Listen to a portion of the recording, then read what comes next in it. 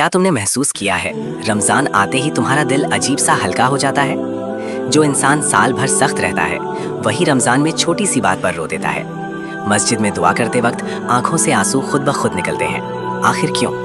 क्योंकि गुनाह कम हो जाते हैं। जब तुम रोज़ सुबह से शाम तक अपने नफ्स को रोक रहे होते हो तो तुम सिर्फ भूख कंट्रोल नहीं कर रहे, तुम अपनी ज़बान, अपनी नज़र, अपनी सोच को कंट्रोल कर रहे हो।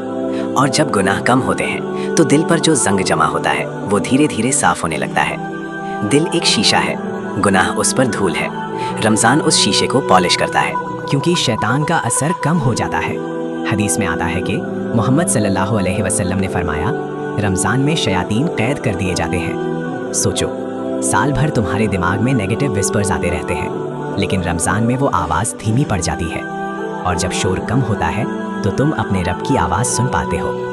इसीलिए दिल नरम होता है, क्योंकि भूख इंसान को इंसान बनाती है। जब तुम खुद भूख महसूस करते हो तब तुम्हें गरीब की भूख समझ आती है। रोज़ा सिर्फ इबादत नहीं, एम्पैथी ट्रेनिंग है। भूख तुम्हारी ईगो तोड़ देती है, और जब ईगो टूट जाए तो दिल में रहमत भर जाती है, क्योंकि तुम अल्लाह के ज़्यादा करीब हो जाते हो।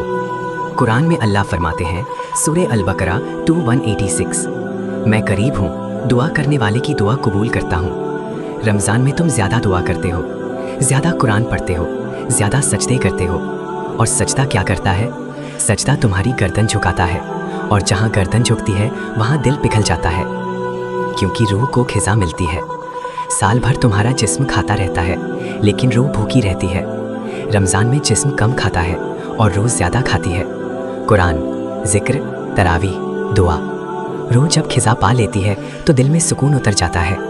लेकिन याद रखना, रमज़ान दिल को नरम करता है, मगर असली इम्तिहान ईद के बाद शुरू होता है। अगर रमज़ान के बाद भी तुम्हारा दिल वैसा ही नरम रहा तो समझ लो तुमने सिर्फ रोज़ा नहीं रखा, तुमने अपनी ज़िंदगी बदल ली। रमज़ान सिर्फ महीना नहीं, ये दिल की सर्जरी है। और सवाल ये है, इस रमज़ान तुम्हारा दिल सिर्फ रोया या वाकई बदला?